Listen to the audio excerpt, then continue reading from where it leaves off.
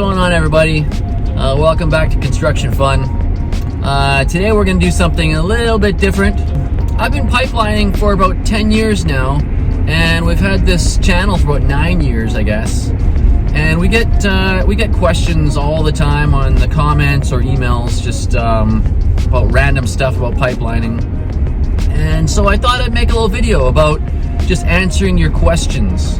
So yeah, if you've ever asked a question in the comments, now you're gonna get an answer. I've tried to answer some of them, but now we're actually gonna make a video and talk about it. I'm here today with my brother Bodie. Hey, what's happening, everybody? Yeah, so Bodie is going to be, we've been working together, and now he's sitting in as my helper today. Well, welders have helpers. I like to think of myself as your assistant today. Okay, whatever. So yeah, so we're just pulling into home here, and we're gonna answer some of these questions for you.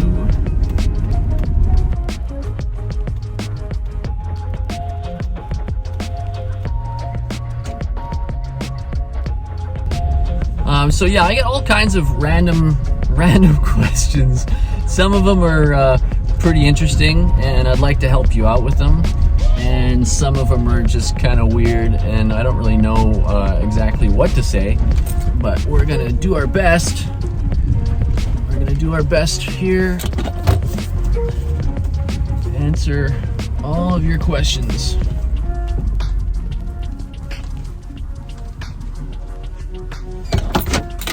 Okay, you ready? Okay. Raymond Carr asks, do you have to start out as a welder's helper, or can you just be a welder if you have welding experience? That's a good question, Raymond. Yeah, no, you don't have to start out as a welder's helper. If you're a good welder, people know who you are, you could just jump straight into a welding seat. I'm not a welder, just so you know. I'm a journeyman steam fitter by trade, and I work a lot of plant work and stuff, and then I work pipeline when I can. So take that with a grain of salt. All these questions I'm going to be answering for you today are not from a welder. But yeah, so what I've seen though is, yeah, a lot of welders can just jump straight into it, but a lot of welders that are actually good welders, they'll go out as a helper first, just to get their name out there and stuff. And it happens quite a lot where a welder's helper who has all his tickets will be out there, and something will go sideways with one of the welders, and then they'll let someone jump in. But usually you have to test during the testing process first. So if you are a welder and you go out as a helper, let everyone know right away that you would like to be tested. Otherwise, you probably won't just jump into a spot halfway through the job. Okay, next question. Okay, next question. Brandy Sigmund asks, what is the bug? Is that a surface tension transfer machine? No, the bug is, it's basically a glorified MIG welder. MIG stands for metal inert gas.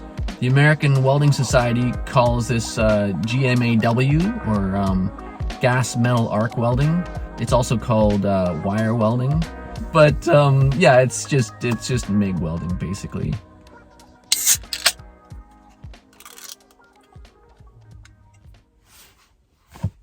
What the hell is that? It's a Japanese beer. Where'd you get a Japanese beer from? From Japan. Okay. Okay. Ryan Watson says, good video. The welder's moral support has me laughing so hard, I'm about to fall out of my chair. Keep the videos coming. What type of fresh air delivery system is that the welders use? Thanks, Ryan. I believe the welders are using a Miller PAPR, which is Power Air Purified Respirator. So it just sucks in the air from below and brings it up, and it's been filtered out. So it's perfect if you're a welder's helper and you don't particularly like your welder that day. It's right in the farting zone. So you just lean up against them when they're down there welding, you fart into their air thing, and all kinds of fun, laughter, and great times ensue. Okay, Andrew Coaster asks, what do I need to become a welder's helper? Well, you need a high tolerance to cocaine and whiskey. No, I'm just joking. Sort of. No, you need a strong work ethic, and you need to be able to wake up, man. A lot of guys just don't wake up and they're gone. You don't really need a whole lot of special skills to be a welder's helper. It helps if you work in the pipe trades, obviously. If you're a pipe fitter apprentice, a welding apprentice, or you could be a steam fitter or a welder. But a lot of guys, they just come out as permits. So, if you're in the right place at the right time, you can get a job as a welder's helper. But you need to be able to put in a hard day of work every day over and over again for a few months. And that's the most important thing. I'd say you also need thick skin. There's a lot of assholes out on the line, and a lot of people like to yell and flex, so you get screamed at here and there, and you just have to just focus on the money and just think, whatever, that guy's having a problem today, and just shrug it off and move on. Okay, Mr. DGW1 asks, can anyone comment on whether a brand new worker can be in his early 40s? Yeah, you can. I mean, if you are fit and you're healthy and you are working hard, you're willing to work hard, like I was just saying, you can be any age. I've seen guys in their 50s out there. So yeah, you can definitely do it. If you're a fit 40-year-old, for sure, man, go for it. You can do it. Okay. Van Selzer says, well, this ain't pipelining. Come to West Texas and we'll show you how it's done. All right, Van. Challenge accepted. My email is on the construction fund thing. Send me an email and tell me where to show up, and when I'm not working, I'll come down there. Sure. I'm ready to go, man. I'm serious. You have the job? I'll come. For sure. Yeah, me too, man. I want to go. Let's both go to Texas. Ooh! Okay, next question. Ridodin asks, how much salary do you pay? I don't pay any salary. I make money, if that's what you mean. So, depending on what position you're in, everyone has there's a different pay rate, obviously, on the pipeline. I think laborers right now are making $40 an hour. Welders helpers are making 40. I think laborers are making 45 or something. And then there's two different tiers of journeyman. So I think there's 56 and 67 an hour. I believe those are the general pay rates. But, I don't know what the foreman and the GF and all those guys are making. But, yeah, so that's basically, I think, where we're at right now. Okay, Brandon McGillis asks, are you still pipelining at the moment? Yeah, man, pipelining is still going on. I mean, everyone's pissed off about Joe Biden shutting down the Keystone XL, but there's still a lot of work out there. So yeah, don't give up. If you want to work on the pipeline, there's still work to be had. And it's picking up too. I mean, it's definitely slowed down because of coronavirus, but it's definitely picking up now. Yeah. Okay, next one. Will Weld for Food. Oh, that's a good name. Will Weld for Food. I like that. So, zero welding gets done on the pipeline. I just see a robot doing all the work. Why do these idiots get paid so well to watch a robot do all the work? Yeah, I get that comment a lot. The bug is a MIG welder. Yes, not everyone on the pipeline works with stick. There's a lot of stick welding going on the pipeline. My videos have mostly shown bug welding. When I was first starting out, I was mostly in the shacks, yeah. So, yeah, man, you know, we're out here, we're making money, and if you can call it welding if you want, you could not call it welding if you don't want, whatever, we don't care. Okay, Ola Erickson asks, is Greg getting fatter than normal? No, Greg is not getting fatter. Actually, Greg's getting a lot thinner. Greg's changed up his ways, and he's looking pretty healthy. He's got himself a motorcycle now, and he's looking good. I'm gonna find Greg, and I'm gonna film some video with him, and you'll be surprised. Greg's looking good, man. He's a good guy, so we'll film some more with him sometime. Okay, Tucker Green asks, where is the bathroom and where do I eat my lunch? Good question, Tucker. Tucker Green. Where do I eat my lunch and where do I use the bathroom? You just take a piss wherever you feel like it, man. And, well, if you gotta take a shit, you gotta either grab some toilet paper and run off into the forest, or occasionally you'll find a porta potty. Yeah, so porta potties are every couple miles. If you can hold it that long, then do it. Otherwise, bring some toilet paper with you to work, man. I've seen it happen. I've never had to do it myself. But yeah, and you eat your lunch, on the bus, or you eat your lunch in your truck if they give you your own truck. Or if it's a sunny day, you just plop down outside in the sun and eat your lunch wherever you feel like it.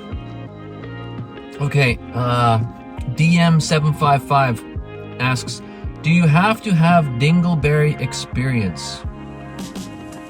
No, you don't need dingleberry experience. That's kind of one of the entry-level positions on the pipeline. Either dingleberry or preheater or welder's helper or laborer. So no, you don't need experience. But truth is, you do need strong wrists, man. I've done it for a short time just to fill in, and I'm a skinny guy, and I don't have a lot of wrist power, man, and like, you feel it at the end of the day. Your arms are sore, so prepare for that. Do whatever you need to do to make your wrists strong. Okay, JoblessAlex asks, our oil pipeline sits on old pallets? That instills confidence. No, it does not sit on pallets. So when we're building the pipeline, we put it up on skids, and it's just up there briefly for a couple of days, and then backhoes come in and they dig a trench, and then booms come in and they place the pipe in the trench. It's backfilled, and you know, a month later, you never even know there was a pipeline built there.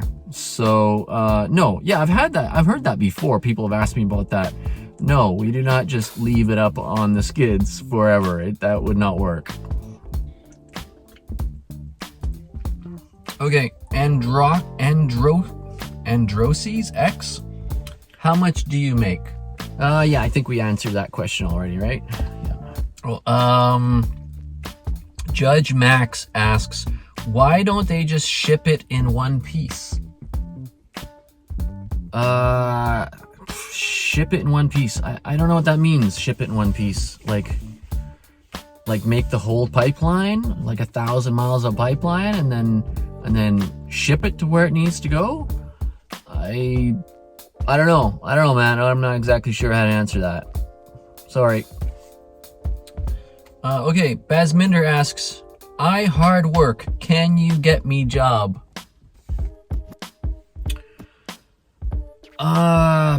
Basmender, how do I answer that? So I've got a lot of friends' jobs on the pipeline over the years, and no, to answer your question, I can't get you a job.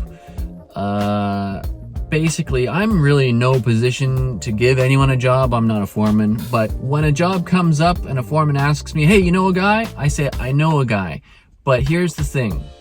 I have to know you, and I have to know that you're a hard worker, and I have to know 100% that you can pass a drug test, because we all have to go for a drug test before the job. And let's face it, a lot of guys can't. Whether you smoke a little weed or whatever it is you do, I'm not judging. I don't care what you do.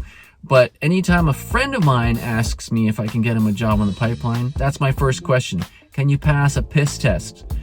And if they go, well, maybe not, I don't know, then I say, sorry, bro. Like, I'm not putting my name out there for you if you can't pass a drug test. Because if you don't, for whatever reason, it looks really bad for me. So no, unfortunately, Basmender, since I don't know you, I can't get you a job. But keep trying, bro. Keep trying. You'll get out there eventually. Yep. Okay, Melissa B asks, how do you sleep at night knowing that your job is killing the environment? Wow, Karen, Melissa. How do I sleep at night? I sleep on a very comfortable, expensive bed that pipelining bought me. How do I sleep at night knowing that I'm destroying the environment? Well, let me answer that for you as easily as I can. So you probably think that all pipeliners are horrible people and we don't care about the environment. And here's the thing. Pipeliners are basically outdoorsmen. We love the outdoors. Pipeliners are fishermen and hunters and hikers, skiers, snowboarders. We love the environment more than someone probably like you, Melissa, living in the city and sitting on your computer and bitching about this. We care about the environment. So we do our absolute best job every day to try and make sure that nothing's going to happen with the pipeline that we build. So I understand your concern, Melissa. We're not horrible people. We are your brothers and fathers and husbands and wives and sisters and mothers. There's a lot of women out there as well. We're not bad people, man. So yeah, we're not trying to hurt the environment. You might want to, before you point your finger at us, you might also want to consider, why is it that we're shipping millions of barrels a day, every day, of oil or gas or whatever? We're just helping supply your demand, okay? So if you stop using oil and everyone you know stops using oil and gas, then we'll stop building pipelines. It's not the other way around. We're not building pipelines and trying to sell you this product.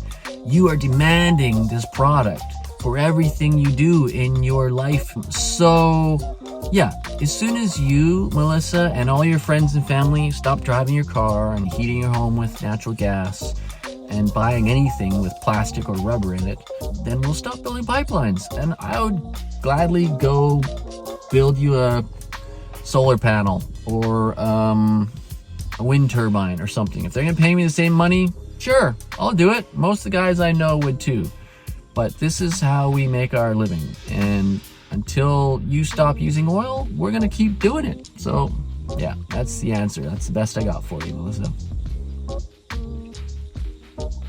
Okay, Random Friction asks, so it's now a pajama party?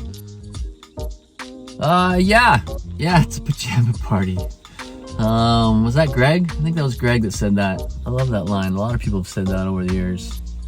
Yep, it is a pajama party.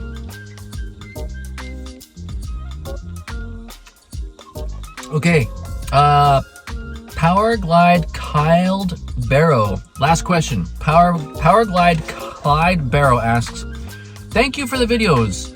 Where do I sign up? Right. Well, Clyde, I think I'm going to make a whole other video about how to get a job on the pipeline, because a lot of people ask me that all the time. So, yeah, stay tuned for that one. We're going to talk about that soon, for sure. Okay, well, hope you enjoyed this little video. I hope I answered some of your questions. I know there's more.